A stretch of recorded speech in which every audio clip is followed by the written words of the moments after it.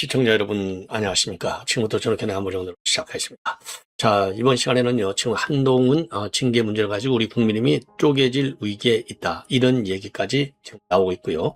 이런 상황에서 이준석이는 또 완전히 말이죠, 그야말로 불난집에 부채질을 하고 있습니다. 야, 이 더러운 이 배신자들이 말이죠. 자, 그래서 한동훈한테 무소속으로 서울시장으로 나와라, 이렇게까지 내고 있는데, 아이고, 나와서 그냥 이게 그러니까 남의 집, 그렇죠. 그런 그 못된 그 심성을 갖고 나오면요, 본인이 더 죽는 겁니다. 어른들 말씀 있지 않습니까? 마음을 착하게 써야 그 복이 자기한테 돌아오는 거가 되겠죠. 자, 그래서 지금 이제 우리 국민의힘 내분 상태, 그런데 말이죠, 지금 동아일보 보도를 보면요, 한동훈이가 최종적으로 심경을 정했는데, 지금 이제 이 법률적 소송, 그러니까 효력정지 가처분 신청을 하기로 결심을 했다, 이런 보도가 나오고 있어요. 근데 이제 문제는 뭐냐, 이게 절차상의 하자가 굉장히 크다. 저도 그랬잖아. 이런 중요한, 이런 중대한 사건을 가지고 당무감사회의에서 지금 이제 제대로 이거를 조사한 내용을 발표를 안 해가지고 말이죠, 계속 정정 발표한 거예요. 본래는 한동훈이가 작성했다, 아니면 한동훈 명의로 작성했다, 그 다음에는 한동훈 가족 명의로 돼 있다. 야, 그러니까 이제 처음에 한동훈이를 딱 핀포인트에다가 하나씩 계속 이제 뭐라자면 흐려버리는 거예요.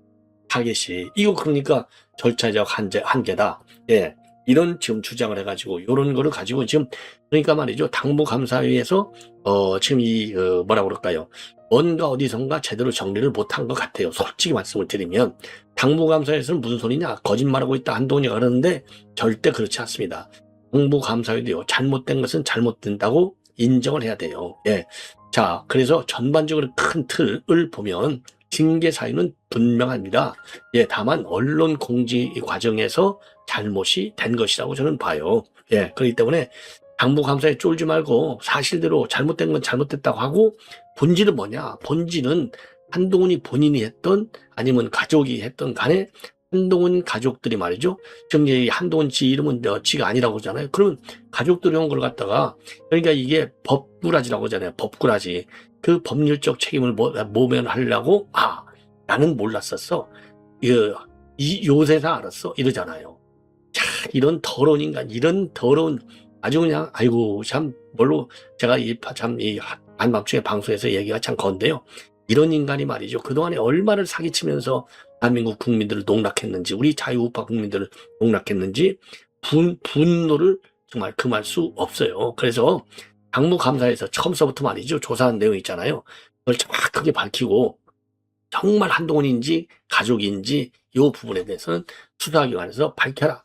다시 정정, 어차피 지금 2번, 3번 정정 발표했잖아요. 그러니까 신뢰성이 떨어지고, 한동훈이가 최종적으로 이거 재심은 안 할래, 이제는 법률적으로 갈래, 그러면 내가 반드시 승리할 수 있어, 이렇게 나오고 있는 것 아니겠습니까? 그래서 소송 전에 대비해서라도 말이죠, 그러니까 조사한 내용하고, 그 다음에 윤리위에서 징계의 결정적 근거하고, 그 다음에 당무감사위원회에서 윤리위로 넘기기로, 징계하기로 내린 그 징계 사유 분명한, 요거를 똑부러지게 다시 한번 더 밝혀라, 이런 말씀을 드리지 않을 수 없습니다. 자, 그래서 말이죠, 지금 이제 우리 국민의힘 요 네 분이 사실상 당무감사회에 그러니까 제명을 처분해서가 아니라 지금 한동훈이한테 정말 꽃놀이패를 준 거예요. 꽃놀이패를. 예. 2번씩이나 결정문을 수정한 거지 않습니까? 2번씩이나. 이게 얼마나 잘못된 겁니까? 그래서 한동훈이는 말이죠, 징계 효력정지라고 하는 법률적 대응을 하기로, 재심은 절대로 청구하지 않기로, 절차의 위법성이 매우 심각하다는 겁니다. 자, 정말 어이가 없네요. 어이가 없어요. 당의 운명이 걸려있는 사건을. 자, 그리고요, 지금 이제 이 내란 재판으로 넘어와서 제가 이제 어제는 말이죠, 윤석열 대통령의 최후 진술문을 집중적으로 보도해드렸는데, 지금 뒤늦게 말이죠, 김용현 장관의 최후 진술문이 지금 언론에 회자가 되고 있고요. 온라인 커뮤니티에서 굉장히 인기가 있습니다. 김용현 장관 원고 하나 보지도 않고 말이죠, 자신만만하고 아주 소신 있게, 내가 왜 육사를 나왔는데부터 시작해가지고 지금 현 대한민국 정세를 보면 중국이나 베네수엘라 같이 우리 대한민국이 추락할까봐 두렵다.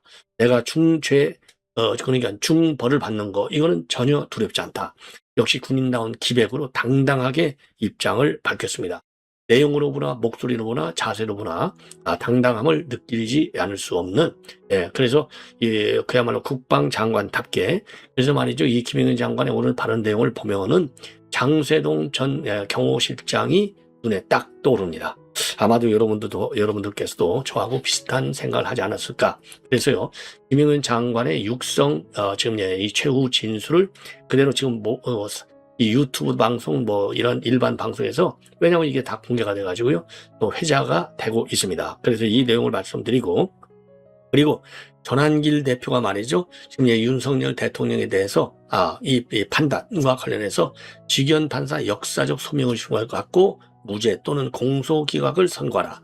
그렇지 않으면 2월 계속해서 우리가 국민적 저항권을 발동하겠다. 그리고 특검은 이거는 사기 조작 구형이다. 이런 강한 소신 발언을 하고 있습니다.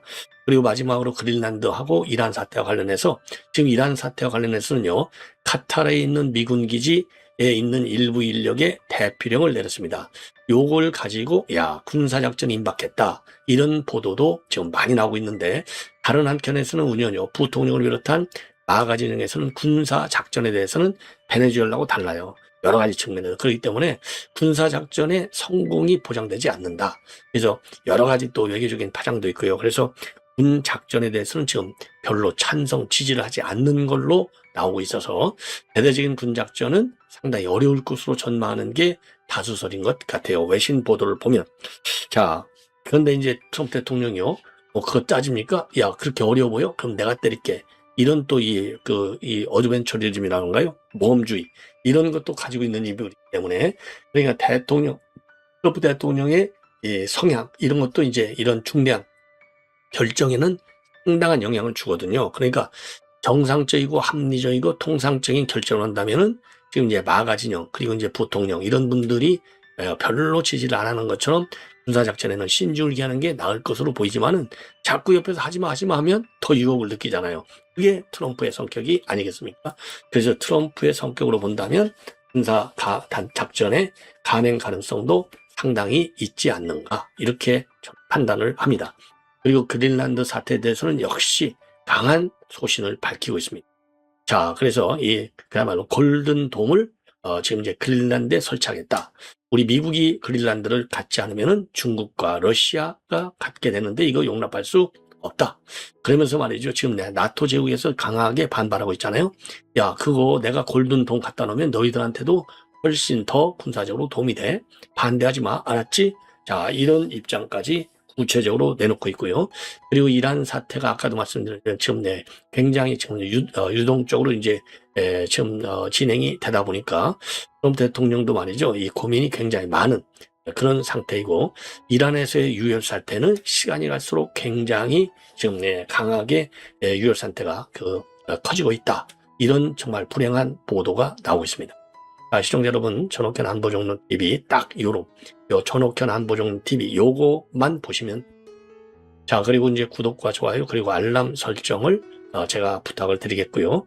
여러분들 주변에 젊은 분들을 중심으로 해서 전옥현 안보정론 TV에 대한 구독을 적극적으로 해주시면은 이 나라를 살리는데 제가 더 힘차게 일익을 담당할 수 있도록 노력을 계속할 예정입니다.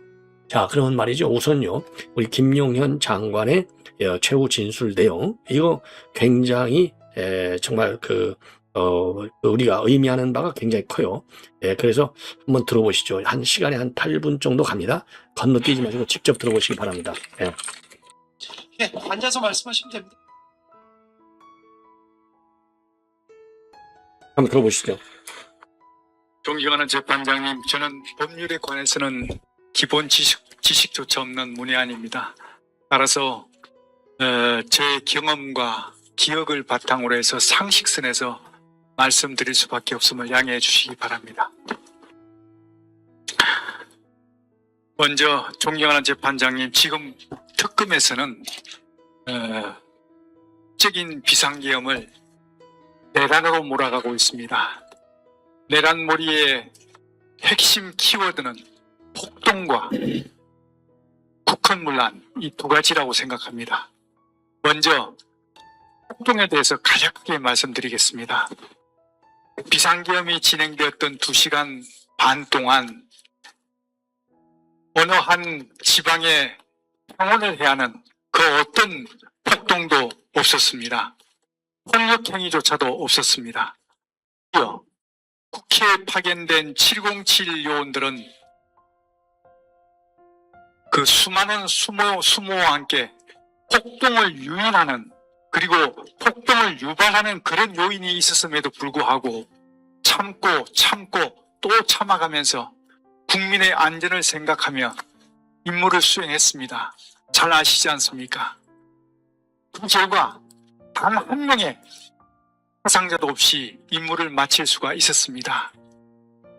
군인에게 실탄도 지급하지 않고 국민의 안전을 최우선으로 하는 그런 폭동 내란이 어디에 있습니까? 의원들께서 본청 출입구를 들어오셔서 본청 회의실로 들어가시는 그 과정에서 저지당하거나 통제당하신, 그래서 출입을 못하신 의원님이 계셨습니까? 한 분도 안 계셨습니다. 왜 안 계셨습니까? 707 대원들에게 그런 임무가 부여되지 않았기 때문입니다. 이것이 어떻게 폭동이고 내란이 될 수 있습니까? 국회에서 비상계엄 해제 요구 의결이 있자마자 바로 임무를 중지시키고 병력을 철수시켰습니다. 그 시간의 간격은 5분 정도로 저는 기억합니다. 이렇게 국회의 의결을 존중해서 신속하게 조치한 것이 어떻게 내란이고 어떻게 그게 폭동이 될 수가 있습니까? 혹여라도 내란이나 폭동과 관련해서 유발시키라는 그러한 지시를 받은 현역 또는 경찰이 있었습니까? 없었지 않습니까? 그럼에도 불구하고 특검에서는 계속 폭동이라는 용어에 대한 의미조차 자의적으로 해석하면서 또 실체도 없는 카드라는 것을 가지고 폭동을 계속 정하고 있습니다. 이것은 합법적인 비상계엄을 내란으로 몰아가기 위한 성공행위라고 저는 생각합니다. 두 번째, 국헌문란에 대해서 간략히 말씀드리겠습니다. 국헌문란은 거대 야당의 확실히 곧 저는 국헌문란이다 이렇게 생각합니다. 먼저 22번의 정부 주요 인사에 대한 탄핵 발의가 있었지 않습니까? 이 탄핵 발의, 그것도 탄핵 요건에도 맞지 않는 불법적인 탄핵을 통해서 국정을 마비시키려고 했습니다. 이게 국헌문란 아닙니까? 특정인의 재판, 수사와 관련해서 의 판검사를 탄핵하고 그리고 탄핵 급박해서 사법부의 기능을 훼손시키지 않았습니까? 이것이 국헌문란 아닙니까? 그리고 아이돌봄 예산, 청년 일자리 예산, 심지어는 우리 군의 초급 간부 수당 및 봉급 인상 예산까지 무려 4조 원이 넘는 그런 초유의 예산 삭감을 통해서 국민의 삶을 약탈하고 또 정부의 기능을 마비시키려고 했습니다. 이게 국헌문란 아닙니까? 이러한 국헌문란 수준의 거대 야당의 폐악질에 대해서 그 심각성을 국민들에게 제대로 알리고 그리고 경종을 울리기 위해서 대통령님께서는 비상계엄을 선포하셨던 것입니다. 특히 비상계엄을 준비하는 과정에서 대통령님께서는 그 어떠한 사심도 없이 오직 국가의 미래와 국민의 안전 그리고 영광만을 생각하셨습니다. 모습을 저는 옆에서 지켜봤습니다. 그렇기 때문에 대통령님의 뜻을 존중하지 않을 수가 없었던 것입니다. 존경하는 재판장님, 비상계엄에 참여했던 현역 군인들은 국군 통수권자이신 대통령님께서 비상계엄을 선포하심에 따라 국방부 장관의 명령에 의거해서 주어진 임무를 수행했을 뿐입니다. 따라서 책임져야 할 일이 있다면 명령을 내린 국방부 장관에게 책임을 물으면 되는 것이지 현역 군인들에게는 아무런 잘못이 없다고 저는 생각합니다. 현장에 출동해서 임무 수행했던 어떤 지휘관 한 분이 정인으로 나와서 라디에서 오늘 말했습니다. 123 비상계엄과 똑같은 상황이 지금 이 순간 다시 발생하더라도 나는 명령대로 똑같이 행동했을 거라고. 이 말은 상당수 현역 군인들의 마음을 대변하는 것이라고 저는 생각합니다. 그럼에도 불구하고 지금 많은 현역 군인들이 명예를 짓밟히고 고통과 핍박 속에서 그야말로 내란머리의 희생양이 되고 있습니다. 부디 이 무고한 현역 군인들까지도 반장님께서 잘 살펴봐 주실 것을 간곡히 부탁드립니다. 존경하는 제 반장님, 저는 육군사관학교를 졸업하면서 돌탑에 새겨진 문구를 보며 맹세했습니다. 내 생명 조국을 위해 바치겠노라고. 이 맹세는 지금까지도 이어지고 있습니다. 이 몸이 죽어서 자유 대한민국이 살 수 있다면, 이 몸이 죽어서 우리 군과 현역 군인들의 명예를 회복시킬 수만 있다면 100번이고 1000번이고 고쳐주고도 여한이 없습니다. 존경하는 제 반장님, 하지만 그럼에도 불구하고 저는 지금 몹시 두렵습니다. 이 재판에서 제가 무거운 형벌을, 무거운 형벌을 받을까봐, 중형을 받을까봐 두려운 것이 아닙니다. 이 재판 결과가 사랑하는 나의 조국 대한민국이 한국, 북한 공산사회주의 체제로 전락해서 속국으로 전락하는 그 마중물이 될까봐, 그 입구가 될까봐 두렵습니다. 자랑스러운 대한민국이 베네수엘라처럼 될까봐 두렵습니다. 지금 대한민국은 체제전쟁 중에 있습니다. 소리 없는 전쟁, 보이지 않는 전쟁, 하이브리드 전쟁 중에 있습니다. 이 전쟁 결과에 따라서 대한민국은 미국, 일본 등 자유민주주의 국가들과 함께 번영을 지속해 나갈 것인가? 아니면 한국, 북한 공산사회주의 체제의 속국으로 전락할 것인가? 그 갈림길에 서 있습니다. 존경하는 제 반장님, 이 땅에 태어나서 이 땅에서 자라나 이 땅에서 살아갈 후손들을 외람되지만 꼭 기억해 주실 것을 부탁드립니다. 감사합니다. 자, 여러분들, 참, 그 직위원 판사 없잖아요. 예, 알겠습니다. 마지막. 제가 거의 마지막까지 들려드릴 건데, 제가 빨리 지금, 방송을 끝내려고 했는데요. 예, 알겠습니다. 참, 직위원 판사가 이 알겠다는 의미가 뭔지, 우리가 다시 한번 또 의미를 확인하게 될 날은 이제 한 달도 남지 않았습니다. 구구절절이 정말 감동적이죠. 예, 육사에 들어간서부터 시작해서 그 돌에 써 있는 글귀, 그리고 이 한 몸 죽어도 여한이 없다. 네, 미래 세대를 위해서 바람직한 나라를 넘겨주자. 베네수엘라, 중국 이런 속국이 되는 것을 바라지 않는다. 구구절절이 아주 상당히 감동적인 그런 입장문이라고 보고 말이죠. 그야말로 원고 하나로 보지 않고 그야말로 소신껏 당당하게 밝혔다는데 상당한 의미가 있다. 이렇게 보여집니다. 이러니까 말이죠. 우리 전한길 대표도 직위원 판사한테 아주 강하게 촉구하는, 강하게 지금 내놓는 입장을 내놨습니다. 자, 직위원 이 판사를 조금은 압박을 했다고 볼 수가 있어요. 선고가 대한민국 운명을 가른다. 무죄 선고가 안 나면 국민 저항권이 발동이 될 것이다. 예, 국민이 저항한다는 거죠.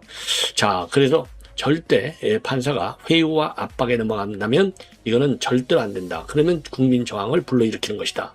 절대 선고로부터 자유롭지 못하다고 지금 이 압박을 지금 하고 있는 겁니다. 예. 자, 그래서 그리고 말이죠. 또 이번 특검의 이제 구형과 관련해서는요. 조작된 증거와 진술에 기반한 마구잡이 구형이다. 이렇게 하면서 재판부가 이를 바로잡아서 무죄 또는 공소기각을 선고해야 된다. 특히 말이죠. 특히 법과 양심에 따르는 것이 그러니까 공소기관이라든가 무죄 이게 판단이 곧 법과 양심에 따르는 판결이 될 것이다. 그리고 사실상 사형 패직으로 돼 있는데 사형을 구형한 것은 굉장히 모순적 행태다. 이렇게 이제 특검도 비판하고요. 지기현 판사에 대해서도 상당한 국민 저항권까지 거론하면서 압박을 하는 그런 전한길 대표의 입장문요. 본인의 지금 방송을 통해서 지금 이 보도를 하고 있습니다. 그러면서 말이죠. 지금 전한길 대표는 뭐 시종일관 나는 윤어겐이다. 윤 대통령을 지지한다라고 밝히고 진짜 내란 우두머니는 이재명이다. 목숨 걸고 윤 대통령을 지킨다라고 강조하면서 무기징역보다는 오히려 사형이 더 낫다.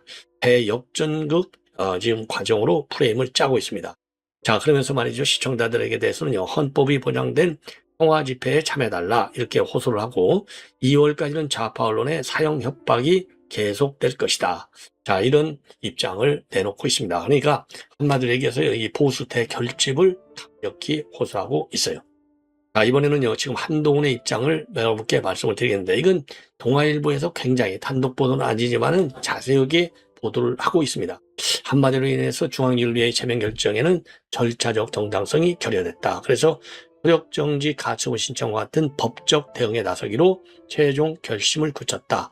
그래서 이렇게 법률 대응 재심하지 않고 법률 대응으로 막 돌아서게 되는 결정적 계기는요. 윤리가 오늘 말이지 하루 종일 2번에 걸쳐서 수정문, 결정문을 갖다가 수정한 게 굉장히 큰 먹잇거리가 됐다. 이렇게 지금 보도를 하고 있어요. 그래서 오늘 한동훈이가 발표한 내용을 보면요. 12일 저녁 무렵 모르는 번호로 13일 출석을 요청하는 문자가 왔다. 그걸 확인한 건 어제다.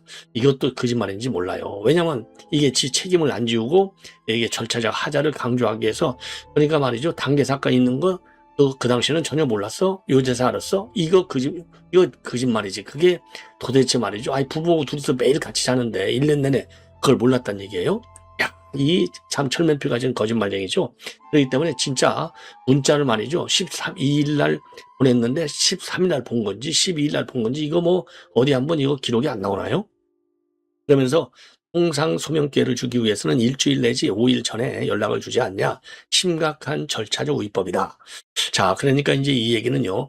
야말로 13일 날 나오라고 해서 12일 날 아무 말도 없이 문자를 슬그머니 보내나? 그래갖고 내가 방어권을 갖다가 이건 침해한 거잖아. 딱 이 얘기예요. 그러니 이게 절차적 하자다. 이렇게 주장을 하는 겁니다. 자, 하지만 당 지도부는요, 당무감사위에서는 이미 여러 차례 소명을 요청했기 때문에 전혀 문제가 되지 않는다. 이렇게 반박을 하고 있습니다.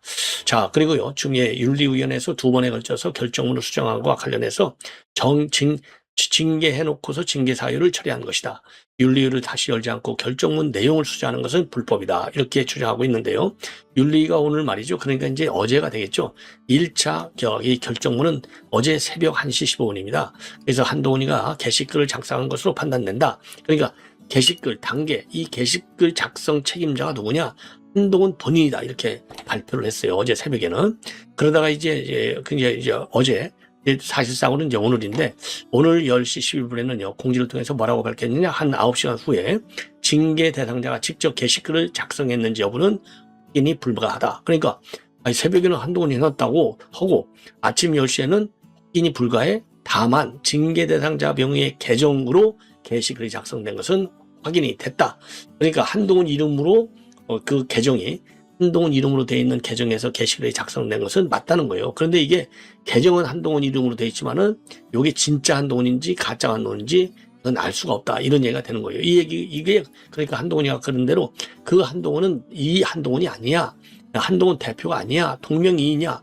요 반박한 내용하고 같은 거예요. 그 말이. 그러다가 이제 오후 지금 12시 6분에는 이게 2번째 수정문이 되는 거예요. 징계 대상자 가족 명의의 계정으로 추정되는 게시글을 확인했다. 또 수정하는 거예요. 아까는 한동훈이 명의 계정으로 게시글을 작성했다가 이번에는 이제 징계 대상자 가족 명의 계정으로 추정되는 게시글을 확인했다. 계속 이렇게 바뀐 겁니다. 이게 바로 말하자면 지금 한동훈이가 이거 봐라, 이게 절차적 하자지 않냐, 이렇게 주장하는 대목이 되는 겁니다. 자, 그런데 이제 요렇게 말이죠. 그러면서 말이죠, 윤리가 결정을 번복하고 오류를 범한 것처럼 여론을 조작하는 행위를 중단하라, 이렇게 지금 윤리위에서는 반박을 하고, 요거 수사 과정에서 구체적인 내용은 밝혀져야 된다, 요렇게 지금 핑계를 좀 꼬리를 빼는 거죠. 그러니까 한동훈이한테 지금 난리를 달아주게 된 것이 윤리위의 잘못된 발표가 아니냐, 이런 지금 지적이 나오는 겁니다. 자, 그래서 지금 이렇게 해서 이제 말씀을 드리고, 그리고 이제 마지막으로 이란 사태와 관련된 입장을 정리해 드리겠습니다. 자, 이란 사태 지금 걷잡을 수 없이 지금 악화되고 있어요. 자, 그래서 이란 사태와 관련해서는 요 지도 한 장을 여러분께 말씀을 드리겠습니다. 자, 그래서 저도 말이죠, 여러 차례 말씀을 드렸지만은 지금 이 항모가 지금 이제 이란 인근 해역에 지금 없기 때문에 기술적인 공습을 단행하기는 굉장히 어려울 것이다, 이게 군사 전문가들의 평가거든요. 근데 지금 오늘 나오는 걸 보면 그게 큰 장애는 되지 않아, 카탄에 있는 기지에서 때려버리면 돼, 이런 또 이 반론도 나오고 있어요. 자, 그래서 요걸 보면은요, 지금 항모들이 전부 다 지금 이란 해협 인근에는 전혀 없어요. 자, 그래서 조지 워싱턴호, 그 다음에 에이브럼 링컨호, 그 다음에 이제 이 제너럴 포드호, 이게 전부 지금 미국 또 미국 쪽 카리브라든가 지금 대서양 쪽에 있다, 이렇게 나오고 있고요.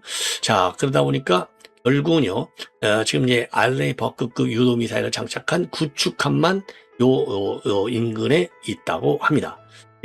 그래서 이 공격을 단행하기는 굉장히 군사적인 전격적인 공습을 단행하는 데는 상당히 어려울 것이 아니냐, 이런 전망이 나오고 있어요.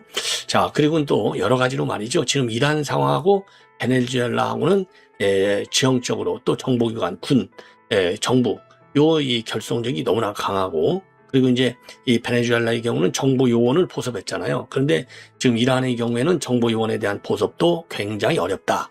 그래서 그렇게 쉽게 성공이 보장되지 않는다. 따라서 지금 군 작전으로 들어가는 것은 굉장히 어려울 것이 아니냐, 이런 전망들이 나오고 있고요. 게다가 지금 트럼프 측근들 가운데서도 이란에 대한 군사 공격에 대해서는 지지하지 않는 분위기도 상당하다. 자, 이렇게 알려지고 있습니다. 자, 그래서 이 트럼프 대통령이 말이죠, SNS에 올린 글을 보면 살인자와 학대자들이 큰 대가를 치를 것이다. 살인이 멈출 때까지 이란과의 모든 회의를 취소했고 도움이 가고 있다. Help is on its way라고 되어 있어요. 지금 미국의 도움이 지금 진행되고 있어, 딱 이 얘기거든요. 그래서 애국 시민들, 즉 지금 시위자들한테 정부기관을 접수하라, 이렇게 지금 당부를 하고 있습니다. 자, 그래서 말이죠, 이 백악관 대변인은 트럼프 대통령은 이란과 관련해서 완전히 옵션 메뉴를 손에 쥐고 있다. 자, 그리고 펜타곤 대변인도 전쟁부는 언제 어디서든 최고 사령관의 명령을 수행할 준비가 돼 있다. 그러니까 레디 고는 딱 되어 있다는 겁니다. 그런데 지금 말로는 이렇게 하지만은 실제로 전력 배치 상황을 보면 이런 트럼프 행정부에서 나오는 수사하고는 현실하고 밀리터리 군사적인 배치, 이 현실하고는 맞지 않다. 왜냐? 우선 중동 쪽에는 항모가 한 척도 없다는 겁니다. 그래서 지난 6월 이란 핵시설을 폭격할 때만 하더라도요, 또 폭격할 때 방어용으로 패트리어트 미사일 포대도 갖다 놨지만은 작년 11월 우리 한국으로 다시 복귀했다는 겁니다. 그러니까 항모도 없고 이 패트리어트 미사일 방어용 지금 무기도 없다는 거예요. 그래서 지난 3일날 기습작전으로 성공한 베네수엘라하고는 굉장히 다르다. 즉 대규모 군사 행동을 돌입하는 것이 외교적으로나 군사적으로 부담이 굉장히 크다는 겁니다. 그래서 베네수엘라 수도 이 카라카스는요, 해안에 근접해서 때리기가 좋았지만은 테헤란은요, 한반도의 8배 면적에 가까운 이란의 내륙 도시라는 겁니다. 그래서 마두로 작전은 지금 그야말로 또 이제 도심 곳곳에 정보기관 보건시설 최고지 이런 작전처럼 그렇게 단순하지가 않다는 겁니다. 자, 그래서 지금 더군다나 말이죠, 정보기관이라든가 보안시설이라든가 하메이를 비롯한 수뇌부만 생포하거나 제거하는 작전, 사실상 불가능에 가깝다는 겁니다. 그리고 6월 이란 핵시설을 폭격할 때처럼 미 본토에서 B2 폭격기가 출동하거나 또는 중동의 미군 기지에서 발진한 전투기, 미사일이 공격할 수도 있지만은요, 타겟이 테헤란 곳곳에 산재되어 있어서 잘못하면 민간인 사망이 커질 수 있다는 겁니다. 자, 그래서 근본적으로 과연 군사작전으로 뭘 쉽게 달성할 수 있겠느냐. 이런 게 이제 굉장히 부담 요인이 되고 있고, 그래서 이런 뭐라 그럴까요? 이 군 작전 실패 가능성이 상당히 크다는 것이죠. 예. 자, 그래서 이제 이 반미 목소리를 더 키울 수 있다. 이런 우려가 나오는 겁니다. 그리고 작전 중에 있는 미 항모는요, 카리브하고 인도 태평양 지역에 3척밖에 없다는 겁니다. 3척밖에 없다. 예. 전진 배치가 전혀 되어 있지 않다는 거예요. 베네수엘라는 이미 전진 배치가 잘 되어 있었지 않습니까? 자, 그래서 11개 항모가 있는데 채널 포도함은 작년 11월 이후에 카리브해에 배치되었고, 조지 워싱턴은 일본 요코하마 모항과 인근 해역에 있고, 그리고 이제 링컨함은 지난 8일 날 남중국해에서 실탄 사격을 한 바 있다는 겁니다. 그리고 나머지 8척의 항모 중에서도요, 대부분 이제 수리, 정비에 들어가거나 이런 상태에 있다는 거예요. 지금 실전에 들어갈 수가 없다는 겁니다. 그리고 미국이 중동 국가들의 기지를 지금 많이 갖고 있지만은, 기지를 사용하려면 이 중동 국가들의 기지 사용 허가를 별도로 받아야 되는데, 이란이 무서워갖고 이 나라들이 과연 기지 사용권을 주겠느냐? 어렵다. 예. 이렇게 나오고 있고요. 자, 그렇다고 보니까요, 지난 6월 달에 이란의 포르도 지하 핵시설을 폭격하는 것처럼 미 본토에서 B2 폭격기를 띄우는 방법도 있는데, 테헤란 도시 내 정보기관과 보안시설, 군 수뇌부를 겨냥한 공격은 다수의 민간인 피해를 동반하는 과잉 살상이 될 수도 있다. 이런 우려가 나온다는 겁니다. 그리고 지금 이 하메이리를 갖다가 제거한다는 것은 지속적인 군사적 보복과 또 확산을 야기할 가능성도 굉장히 크다는 거예요. 자, 그래서 이 군사 작전을 하는 데는 굉장히 어려움이 있다. 이게 지금 전문가들의 평가이고요. 그리고 이런 가운데서 말이죠. 그럼에도 불구하고 이제 그린란드에 대해서는요, 협정 의지를 강하게 드러내고 있습니다. 마찬가지로 SNS에 이제 올린 글인데, 미국의 국가 안보를 위해서 그린란드는 반드시 필요하다. 현재 건설 중에 있는 골든돔 프로젝트의 필수적인 지역이다. 이렇게 밝혔어요. 자, 골든돔 계획은요, 작년 5월 달에 처음으로 공개된 바 있습니다. 자, 트럼프가 이제 공개한 건데, 이것은요, 이스라엘의 방공망이 아이언돔으로 되어 있잖아요. 그런 거를 이제 벤치마킹한 모델인 미국판 모델이에요. 그래서 제가 미국판 차세대 미사일 방어 시스템이 되겠습니다. 따라서 중국과 러시아와 같은 장제적 우역과의 공격에 대비해서 미국 전역을 방어하는 것이 목표가 되고요. 관측용 추정용 인공위성 400개에서 1000개, 그리고 요격 임무를 수행할 공격용 위성 200기를 우주에 배치하는 구상을 담고 있다고 합니다. 자, 그리고 지금 이제 그린란드 이제 편입할 경우에는요, 나토 동맹 체제가 흔들 수 있다. 이런 우려도 나오고 있거든요. 자, 그래서 요와 관련해서는요, 나토가 우리가 그린란드를 확보할 수 있도록 앞장서 달라. 만약에 우리가 나서지 않으면 러시아나 중국이 먼저 움직인다. 이것은 절대로 우리가 받아들일 수 없다. 그러면서요, 군사적으로 내가 첫 임기 동안 많은 기반을 마련했고, 지금은 이를 더 높은 수준으로 끌어올리고 있다. 미국이 강력한 군사력이 없다면 나토는 제대로 된 억지력이나 영향력을 행사할 수 없을 것이다. 그래서 그린란드가 미국의 통제 아래 들어오면 나토는 지금보다 훨씬 더 강력하고 효과적인 동맹이 될 것이다. 자, 이렇게 해서요, 나토 제국의 우려와 비판, 불만, 이런 것들을 좀 달래는데 상당한 역점을 두고 있습니다. 자, 그래서 말이죠. 지금 제가 보기에는요, 이란보다도 그린란드 접수를 더 빠르게 할 가능성도 있는 것이 아니냐. 다만 이제 나토 제국의 불만을 어느 정도로 이제 좀 뭐라 그럴까요? 제거할 수 있느냐. 이런 이제 외교적 노력이 지금 큰 변수가 아닌가. 이렇게 듭니다. 시청자 여러분, 이렇게 해서 본 방송을 모두 마치겠습니다. 아니,